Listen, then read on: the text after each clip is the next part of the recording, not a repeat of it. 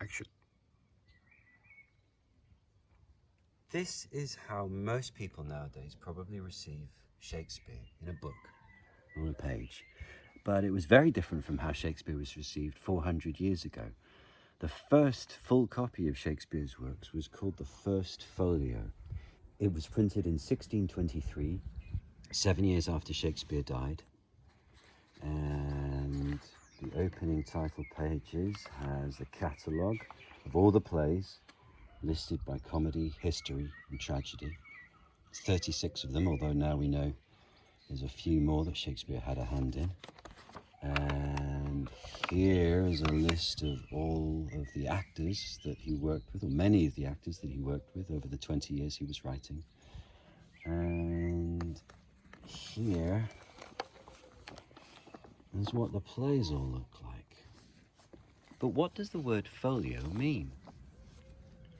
Take a piece of paper, which of course has two sides to print on, and you fold it in half, then you have four sides to print on for the same cost. And this would have been folio in Shakespeare's time. Think of it like a modern hardback. Now, if you take that same piece of paper and you fold it again, you have twice the number of sides to print on. This would have been a quarto publishing in Shakespeare's time. Think of it like a modern paperback. And if you go into antique bookshops, you might still find a book where the page leaves haven't been cut, an unread book. That's why.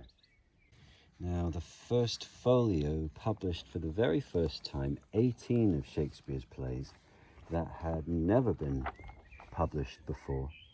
And it's one of the most expensive books in the world too. Now, this isn't one of the most expensive ones, sadly, but it is quite an old one. It was printed in 1910. Nowadays, if you're to encounter Shakespeare on the page rather than on the stage, it will probably be in a modern edition, a full copy of the play.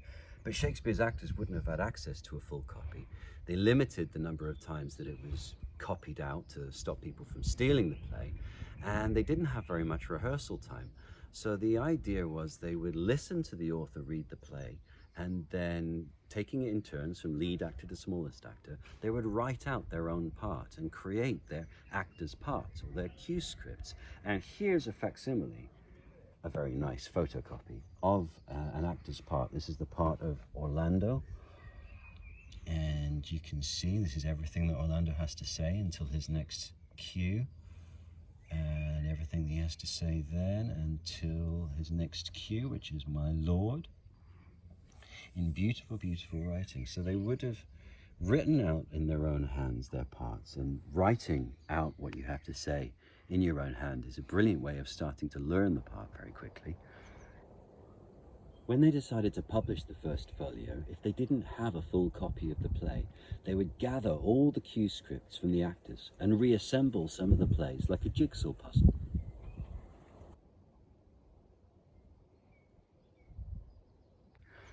Now, without a full copy of the play, how did they know what was going to happen? Well, they also would make a plait. A plait, the word is a little like plot. This would have been hung backstage, and you can see this is the mark where the hole would have been in the piece of paper, and they would have hung this on a wooden peg backstage. The plait of the second part of the 7 Deadly Sins, and it goes through scene by scene every piece of action, who's involved, what's going to happen, his alarum and excursions, until the very end. It's a list of everything about the show they didn't want to keep in their heads. It wasn't called the First Folio 400 years ago. It was simply called Mr. William Shakespeare's Comedies, Histories and Tragedies. Then they printed it 3 more times in folio, but this is the first. I love working with the First Folio. It was edited by 2 of his actors, and while we don't have any rehearsal notes or copies of the scripts from his time, this is the closest we can get to the version that they thought he would have wanted to be published. And we have to tune ourselves towards a different way of thinking about them. They used to spell a lot more like they used to speak. You can see here the lovely odd spelling of scream, S-C-H-R-E-A-M-E. Now that can give us a guide to the pronunciation, but it also makes the language sound so much more visceral, chewy and muscular. All the spellings are modernized in a modern edition. And the other thing that's removed, you can see here, are the capitalized words in the middle of speeches like coward and villain and beard and oh, what a rogue and peasant slave am I in Hamlet. And you can see the same words, conscience and coward, capitalized in to be or not to be. And these are also removed from modern editions, but there's a theory that actors practice that those capitalized words are the ones that are important to the character, that they give a byline through the speech, very useful for actors that don't have much rehearsal time. Now, the folio is by no means perfect. The people that were compositing the text, putting it together, one of them wasn't literate, and they were all hydrating with beer. So were very probably drunk whilst they were putting the type onto the page upside down and back to front, pressing every page. And much like the modern globe, certainly not the case 400 years ago, the other thing they would have had to deal with is helicopters flying overhead.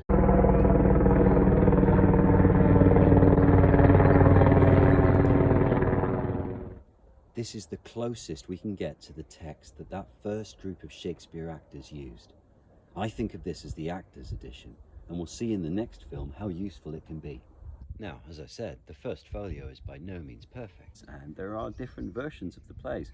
Half of them were published for the first time in the First Folio, but there were 18 that were published during his lifetime in paperback. Hamlet was one of them, and here is the quarto of Hamlet. And it looks very, very similar to the folio. Here is the special providence in the fall of a sparrow, speech of Hamlet towards the end. If it be, 'tis not to come. If it be not to come, 'twill be now. If it be not now, yet it will come. The readiness is all, since no man of aught he leaves knows what it is to leave betimes. All relatively similar to the folio version until that point, but the bit that is not found in any other edition are the last two words. Let be.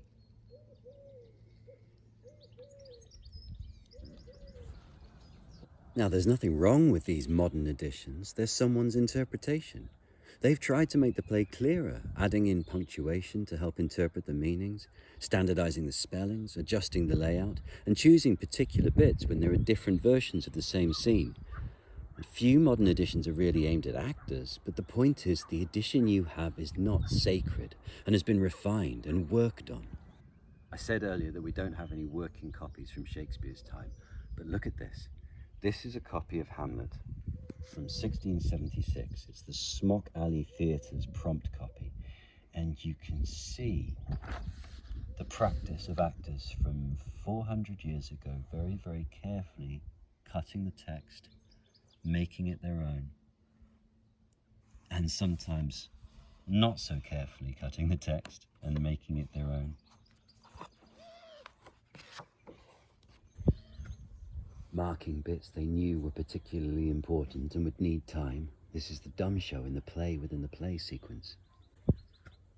Shakespeare left us an incredible collection of plays. Whichever modern edition you might have, it's worth looking online to see the different earlier versions that there are. Each is a window shining a light onto a different aspect of Shakespeare. Now, I grew up thinking that Shakespeare shouldn't be cut, that it should be protected, that we should be careful with it.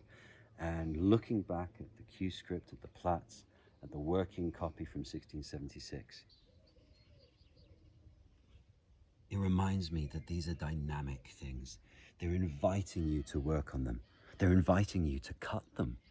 They're inviting you to own them.